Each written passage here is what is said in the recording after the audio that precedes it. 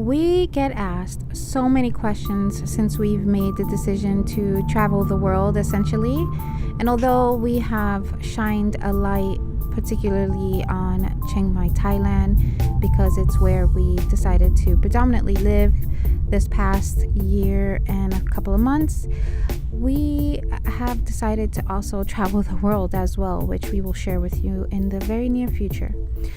These beautiful places here that you are seeing now, this is the Sticky Waterfalls, which my kids loved. We did this in 2015 when we first arrived, and this video my husband will be addressing later on the detailed answers to a lot of the questions that people have asked us. Some I will answer here. One of the questions that we get asked most about is, how is it that we are traveling so much? If we're rich and if we hit the lotto. And so actually that question, I'll leave those questions to my husband. But what I did want to say is the most difficult thing that we had to deal with before we moved here were the emotions and the scare tactics used by our friends and our family. And it was very difficult for us to deal with, although we know that that was their way of showing how much they care and they're concerned. But as you can see by this beautiful footage, it was all worth it. There it goes!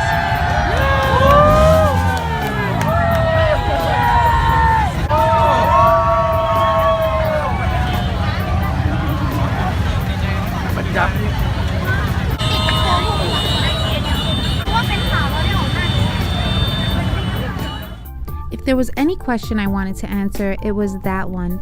Please make sure to follow your dreams always, and those people that were concerned will eventually be asking, when can they come to visit?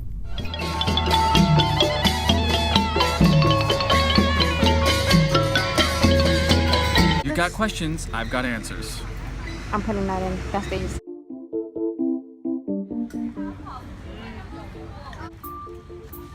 Watch me park, ready? Go ahead, park. Everybody get out!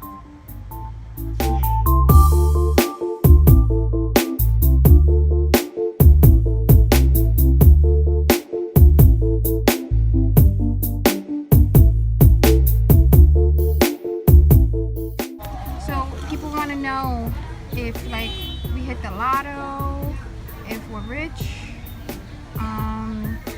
They want to know Do we live in the jungle? if we live in large, if we live in a hut here in Thailand. Is it the hut life for us? What else do people ask? Just how is it that we can afford to live like this? Is it possible that we travel from Chiang Mai to Laos to Hard work. Vietnam? Coming. Okay, so basically, no, we didn't hit the lottery to move out here. We're not rich, we're not wealthy. To live out here, you gotta have some source of income. It's a lot of hard work. I freelance. There are some people that come out here and they have what's called a runway, which means they have X amount of money saved up for a certain amount of time that they know they can live off of and work on whatever they're trying to work on, whether that's like whatever their business they're trying to do, drop shipping. People want to know, what do we do? How do we survive out here? We survive because I'm a freelance video editor and I have clients all over the world that I edit for. What did you used to do before? I used to work for the police in America as a 911 dispatcher for the city of Orlando Police in Orlando, Florida. I got tired of that life, working 60 hours a week, not seeing my wife and my children, and we decided to sell everything in our house and all our belongings and move out here. Now that gave us a little cushion money-wise selling the house, but that doesn't mean that we were out here partying. We had to work on things and create. So we weren't partying on our house money that we sold the house and all No, of our absolutely not. There was no partying going on with our house money. Actually, we didn't make a ton of money off of our house. Right. So then I started video editing for myself as a freelancer. I have some clients that are some local clients. There's clients back in America. Oh, hello. And if you want to do that too, if you want to come to Chiang Mai, you need to start right now. You need to start. Thank you. If you want to come out here to Chiang Mai, you need to start now before you even think about leaving America. You need to start working on either a side business. So how many months did it take for us to get it all together? And even though we sold our house, how many months was it from the idea of coming here to selling our house?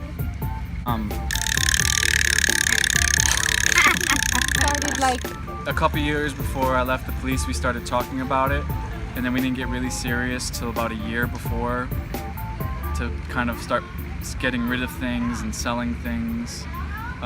Was our plan always to just come to Chiang Mai, or was our plan just to live minimalistically and live with a lower? Our plan was, we had two choices. Our plan was always to. The plan was to live debt free, so we had two choices. We were going to sell the house. I was going to continue working for the police, and we were going to try to build our own house debt free, which we couldn't really do.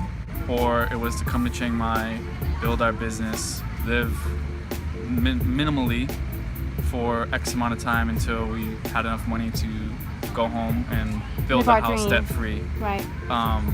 So if you're going to think about coming here, you should definitely start at least a year.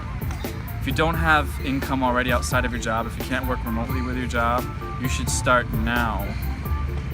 Planning things, either freelancing, get a skill, start your own business, do drop shipping, teach English, do VIP kids if you have a degree. Start doing that now to replace your current income. You want to hit the ground here in Chiang Mai with at least $1,500 to $2,000 a month of consistent income. You don't need that much money here. You can live off of $600 a month. How much do we live off of a month? We live off about $1,500 to $2,000 a month for all of us. Our rent's like $550. Electric bill with air conditioning is about $100 a month. Water bill is $6 a month. Cell phones are $30 between the two of us for 4G. And then there's miscellaneous, like if we choose to cook at home, if we Sorry, don't I had a mosquito on you. If we choose to cook at home. Groceries, depends on groceries. It's actually cheaper to eat out here every day than it is to do grocery shopping and cook. Most Thais eat out every day. They don't cook at home. You can have a meal here for as little as $1. Our meals average out for all of us to eat about $10 if we eat total. $10 total for all of us eat, so about $2 a person for us to eat. $2? Yeah, $2 per person to eat if we're gonna eat out every day. Versus America, if we're gonna eat out, it's minimum $50 to $60 a meal. And so the most expensive thing we pay for here is food, I think, which is the same thing in America. It costs us the most money. Well, that's if we choose to cook at home. No, what I'm saying is that aside from rent, the most expensive, biggest expense we have is food. It's the same thing. That's our biggest bill of the month. Here is. Well, okay. So again, that's not including. That's not including your visa run. If you come on a tourist visa or you just come on a visa on arrival, you're gonna only get 60 to 90 days total. So if you do a visa run, that's around $300 total per person. Depending on where you're going to go to Laos, you can probably get away with about $250 to $300 for flights, your hotel, your Lao visa per person. So for us, so we have to do a visa run every 90 days with our extension. So every 90 days we have to pay $1,500 to $2,000 to go to Laos for our visa. That covers everything: your flights, hotel, Lao visa, Thai visa, taxis, food, everything. and you have to spend at least 2 days in Laos because you drop your visa off in the morning and then pick it up the afternoon the next day. So for us, it runs at least 3 to 5 days So minimum. if someone was planning to come here, that we opted not to do this because we wanted to see other parts of the world. We thought we were going to see other We parts. thought we were going to see other parts of the world. So we opted to not get a longer visa. Okay, this is an opportunity to see places like Cambodia and Laos and Vietnam, and that's how we were able to travel and do those things, because we did them by force, essentially, right? Correct. So the idea would be, before coming here, to make sure you have a long visa if you're planning on staying If here you don't want long to see, term. if you don't want to see anywhere else, if you're content with staying in Chiang Mai, if your plan is to stay long term in Chiang Mai, you're better off getting an education visa, whether that's a combat visa, a learning Thai visa, a visa to learn Thai, or if you really want to be here long term, a work permit to work for a Thai company. Those are your best bets to have that when you land. You can still get an education visa. Yeah, if you plan on staying here more than a single entry, which is 60 to 90 days on a tourist visa, or a visa on arrival, which is 30 days at the airport, plus another 30 days with an extension, which is 1,900 baht for extensions for 30 days, which I didn't say. Your best bet is to get your education visa, whether that be the education visa for learning Thai or going to combat school for hand-to-hand combat, or getting a work permit, and that'll get you 6 months to a year with no visa runs at all. But you still have to either A, get it in your home country, or you have to do one visa run here to Laos, which is the easiest place to go. You can go to other places. You can go to Kuala Lumpur, you can go to Vietnam. The easiest place to do it would be Laos. They're so used to doing the paperwork. That's the easiest, cheapest visa run. Not the less of a headache, but it is It's a lot of steps to get there, just because there's not a lot of flights that go directly into Vientiane. So yeah, but it's the easiest. that's the easiest way. So if you want to stay long term, the other option would be a multiple entry visa, which you can only get in your country, and that gives you 6 months, but you have to do border runs, meaning every 2 months, if you don't do a 30-day extension, you have to leave Thailand, walk across the border, whether you stay for a night or leave to another country and do a mini vacation and come back in, and that'll activate your second entry. And you get 3 entries total. So without extensions, that'll give you 6 months. If you do a 30-day extension for each entry, you get 9 months total. So, okay, to end this video, to wrap it up, is it easy? Define easy. Is it easy to... It's not easy to live here long term, no. If you come with a plan, if you come knowing that you're going to stay long term, knowing having your education visas in order, having your work permit in order, yes, it is easy, because there's no visa runs you have to worry about. If you come here with no plan, with no money, with no way to support yourself, then no, it's not easy. It's just like moving, if a foreigner was moving to America. It's very difficult. We see a lot of people that come. There's a lot of people that come and just have to leave because they can't don't realize afford. how difficult it is. There's a lot of the hidden costs of the visas. If you don't have any of that in order, or you're not prepared for it, you're gonna get into trouble, and you're gonna have to go home.